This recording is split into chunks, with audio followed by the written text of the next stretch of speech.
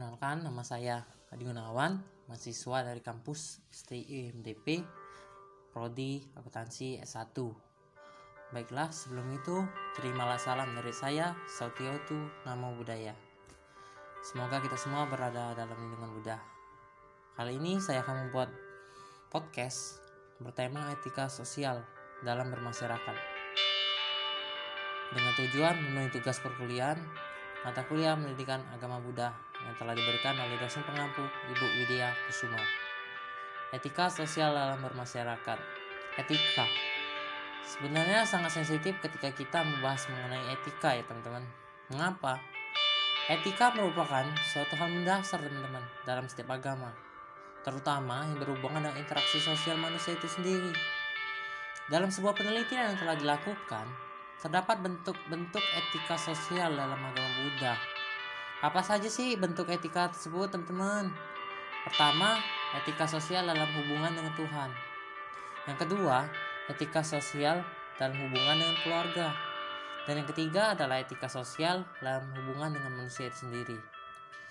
Pancasila Buddhis merupakan pedoman hidup bagi umat Buddha dengan tujuan memperoleh suatu kebahagiaan teman-teman. Etika dapat membantu menggali rasionalitas diri manusia.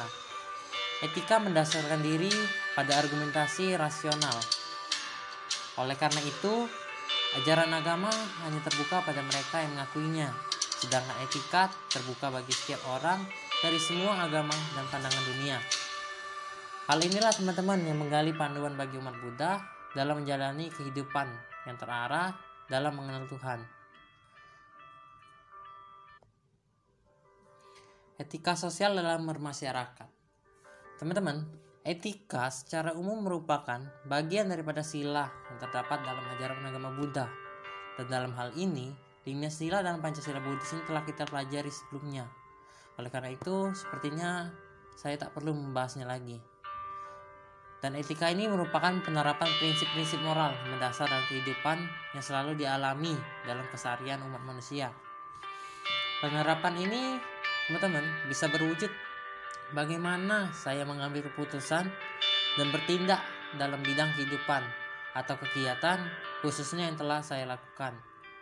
Namun, penerapan itu juga dapat berwujud seperti bagaimana saya menilai perilaku saya serta orang lain dalam bidang kehidupan atau kehidupan khusus yang dilatar belakangi oleh kondisi yang memungkinkan manusia bertindak etis. Atau bagaimana sih manusia mengambil suatu keputusan atau tindakan dan teori serta prinsip moral dasar yang ada di baliknya. Perlu diperhatikan teman-teman bahwa etika individual dan etika sosial tidak dapat dipisahkan satu sama lain. Karena kewajiban manusia terhadap diri sendiri dan sebagai anggota umat manusia saling berkaitan. Karena manusia itu makhluk sosial teman-teman.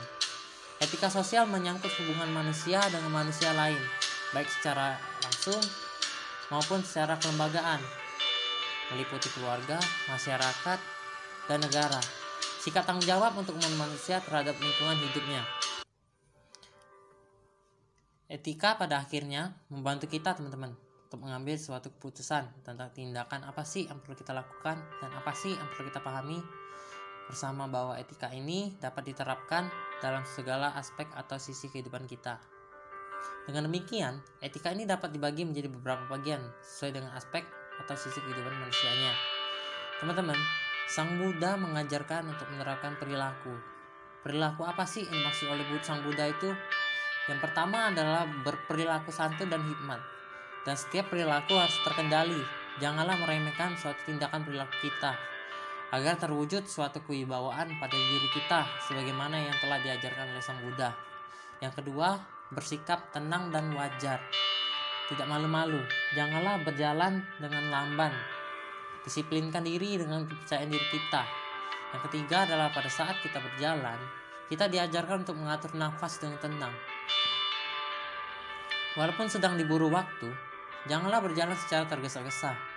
Senantiasa mawas diri agar tidak menyenggol sesuatu sehingga tidak menimbulkan sesuatu kegaduhan, dan usahakan berjalan dengan menjaga keseimbangan, karena hal tersebutlah dapat membuat lebih terlihat dewasa. Keempat adalah ketika kita berjalan, Melangkahlah dengan ringan, berpijaklah tanpa menimbulkan sesuatu suara yang membuat orang itu menjadi terganggu, teman-teman, sehingga tidak menimbulkan suatu kegaduhan. Berjalanlah dengan santai dan leluasa secara fisik ataupun mental, sehingga akan membuat diri kita tuh terhindar dari kegelisahan. Yang kelima adalah, jika kita berjalan di jalan raya, patuhilah rambu lalu lintas. Jangan sembarang menyeberang jalan. Gunakanlah penyeberangan yang telah disediakan. Dan saat menunggu di persimpangan, berdirilah di trotoar. Janganlah berdiri di penyeberangan jalan, demi menjaga keselamatan semua orang yang melintas di jalan tersebut. Etika sosial dalam bermasyarakat telah banyak mengalami perubahan mengiringi semakin digitalnya zaman sekarang, teman-teman.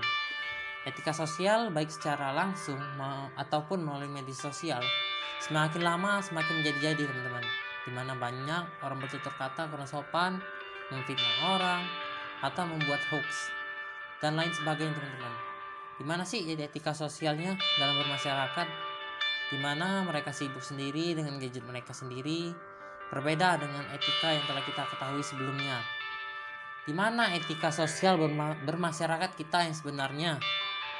Perlu ditekankan ya, teman-teman, bahwa jalan berunsur 8 ini bukanlah terdiri atas 8 buah jalan yang harus diikuti satu demi satu atau dilaksanakan secara terpisah. Jalan berunsur 8 ini sebenarnya adalah satu jalan yang mempunyai 8 faktor di dalamnya. Karena kedelapan unsur itu harus dilaksanakan secara serentak dan selaras sesuai dengan kemampuan masing-masing individu itu sendiri. Oleh karena itu, mulailah semua itu dari diri kita sendiri, teman-teman. Ciptakanlah etika yang sebenarnya. Mungkin itu saja podcast dari saya, teman-teman. Jika ada salah kata, saya mohon maaf karena saya masih dalam tahap pembelajaran. Oleh karena itu, saya ucapkan terima kasih untuk teman-teman yang udah nonton video podcast ini. Semoga bermanfaat untuk teman-teman dan keluarga. Saya ucapkan Sotiotu Namo Buddhaya. Semoga semua makhluk bahagia, dan kita juga berdoa semoga wabah pandemi COVID-19 ini segera berakhir dan kita dapat beraktivitas seperti biasanya. Sadu, sadu, sadu.